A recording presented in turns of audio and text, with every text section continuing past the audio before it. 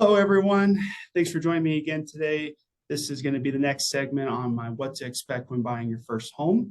Today, we're going to be talking about real estate. I am here with real estate professional with Remax Nexus, Kendra Bachkar. Kendra, thank you so much for joining me for this. I really, really appreciate it. I'm so excited to run through your knowledge and what you can tell my first-time home buyers about real estate today.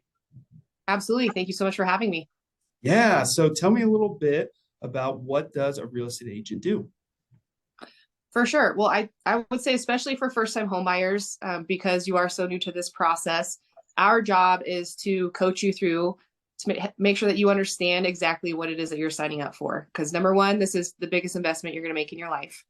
Number two, there's a lot of logistics that are involved with the process as well too. Our contract is 17 pages alone just to make your offer on a property. So our job is definitely to coach, to educate, and to make sure that the first-time home buyer fully understands what they're doing. We're heating up into the spring market right now. Things are getting a little bit more competitive again. So really making sure that you fully understand how to piece together an offer, how to make it a more competitive offer is important before you even start looking at homes. Yeah, no, that's huge. Wow. So what are some things you'd like to tell my first-time home buyers? What's something that they could know before jumping into this market or before they even start considering buying a home? For sure. I would say my number one advice to first-time home buyers is knowing your budget first off. So getting in touch with a great lender, getting that pre-qualification going, and understanding not only how much you're pre-approved for, but how much that relates into a monthly mortgage payment for you. Because, just because you get pre-approved for $500,000 doesn't mean you need to spend that max budget.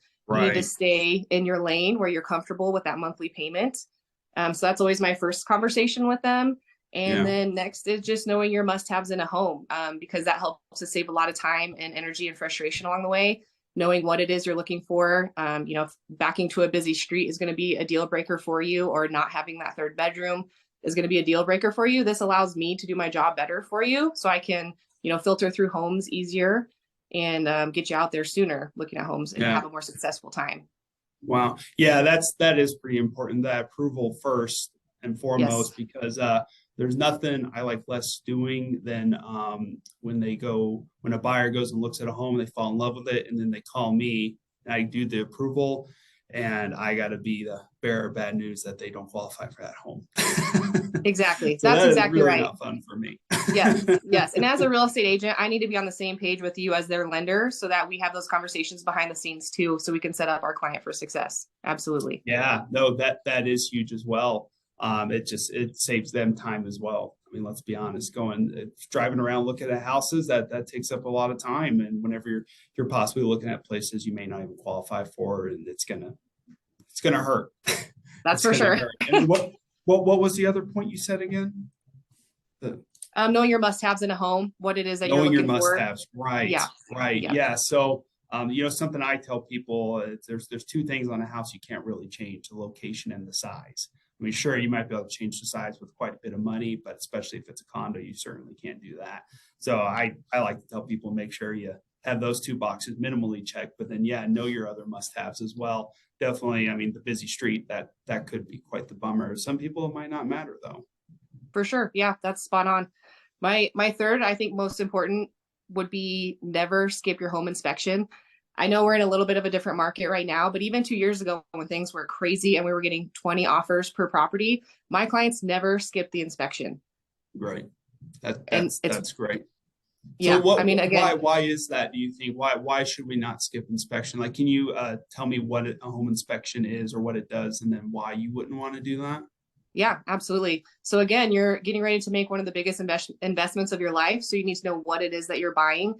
So that's exactly what your home inspector does. He walks in and he checks out all of the major systems of the home, making sure the exterior is in good shape, your HVAC systems are working, plumbing is in good shape, there's no leaks anywhere. They check electrical, they check cosmetic things as well too. It's an overall broad view of the health of your home that you're purchasing.